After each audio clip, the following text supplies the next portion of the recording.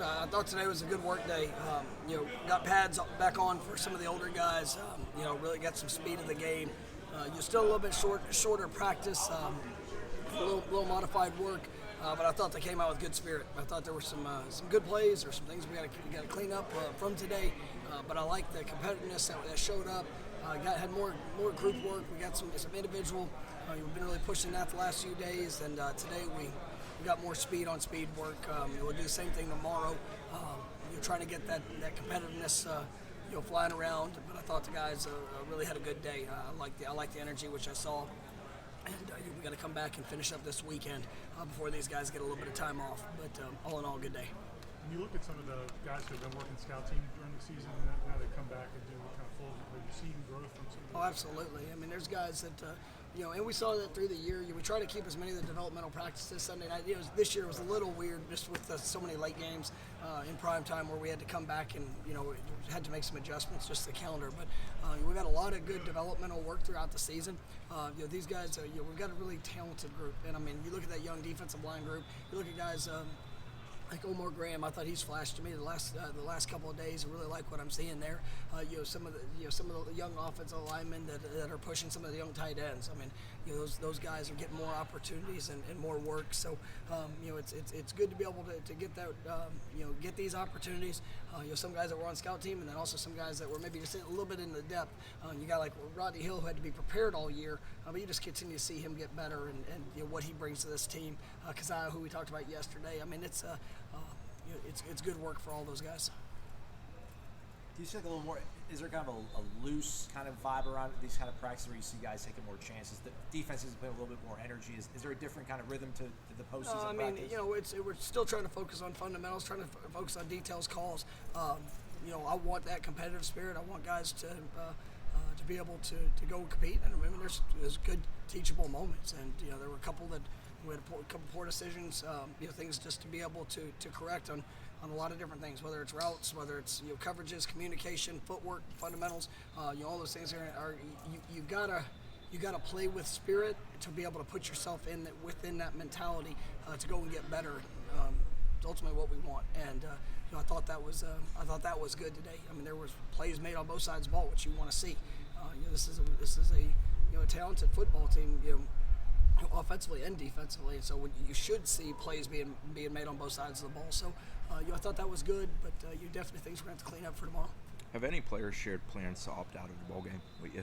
Not all things of what's happening with the bowl. We'll go through that process as we get a little closer. Everybody's here and working, so I've not had anybody say they're not playing yet. But we'll see how that goes. We've had guys that. I didn't even ask what they were doing yet, and they've already declared that they're playing. So we're going to prepare these practices leading up. It's all focused on us, and that's what I like. That's what I'm seeing. I've got a lot of guys. I would expect a high majority of our team to be ready and to participate in this game. We've got some guys that got banged up. They're late. That we'll see where they are. We have a couple guys that have hit their 4 games in their season, and so unless there's any last minute declaration from NCAA, they probably won't play. We're gonna be smart with some of that. How challenging is this time of year now? They went to the early signing period a few years ago. Now you have the portal open this week, and bowl practice. I didn't notice. Yeah. There's a lot. That's what my message to the coaches this morning. I mean, you get off the road, and I mean, it's been a stretch. I mean, we work. Our coaches, we push just like we ask our players to push, and you get on the road, and you're tired. You get probably all your feelings that you're working through, and then we have a big recruiting weekend. Obviously we got practices. I mean, you got to be in the moment, and that's what I share with the coaches. You come out here today, and they better see your best. Because if we're going to ask them to be their best when they get here, get your butt up and let's go. And so we get recruits here. It's an opportunity to showcase all the great things of this university, put on display who we are. It's not about it's not a presentation. It's an opportunity. And so these kids, these families that are here, I just want them to see genuinely who we are. And I say it all the time, we're finding the best fit. And guys that see the culture, see the mentality of how we operate and what we do. That's got to show up. They want to be a part of that. They fit that. Then that's when you get a chance to do something special and bringing together a team, and that's what we're living out. And so it is a lot, but you got to be in the moment. And this morning was practice. This afternoon will be recruiting. Tomorrow morning, we'll finish that up and then get back out on the practice field, and then I'll be on a plane as fast as I can get off this practice field tomorrow, just to be able to get on the road and finish up this last week of contact period. On that note, do you ever have a second thought before you get onto somebody that recruits are watching? Absolutely not. I mean, if that's the case, then you're fake, and I will not be that. I'm gonna coach guys. I would be cheating our players if it was anything like that. You come out here. That's what I tell the families, the players, they have to see it. If they want to go to a place that's going to be low key and everybody sitting back and slow tempo, like this will not be the place for them. But if they see that, even the finest details of whether it's running on and off a field, if that's important to what we do here, then they get to make the choice if that's what they want to be a part of. And that's what's helped us so much of, as you go through. It's not about a recruiting presentation. It's about being real to who you are and finding young men and families that want to be a part of that. And then when they come together, you got like-minded individuals that are all gonna push and work to be together. And I think that's what you see with the culture that's been established, and how these guys have been able to overcome because of that.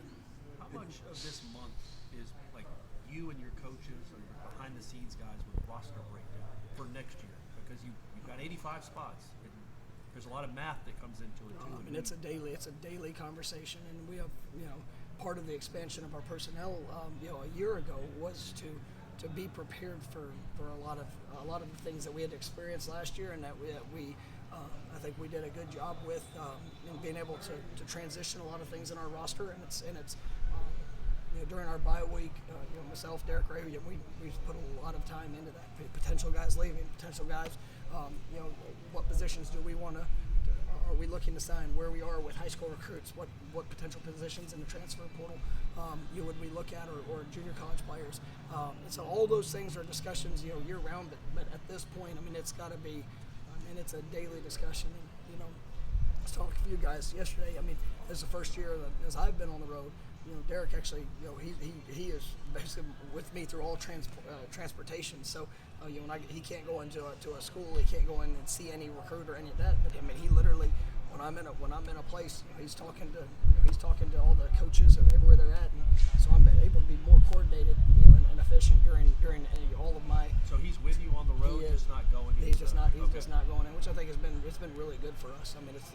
This is probably one more efficient weeks that I've had, but it's also a legitimate grind. So just the communication, that's what I thought was really good.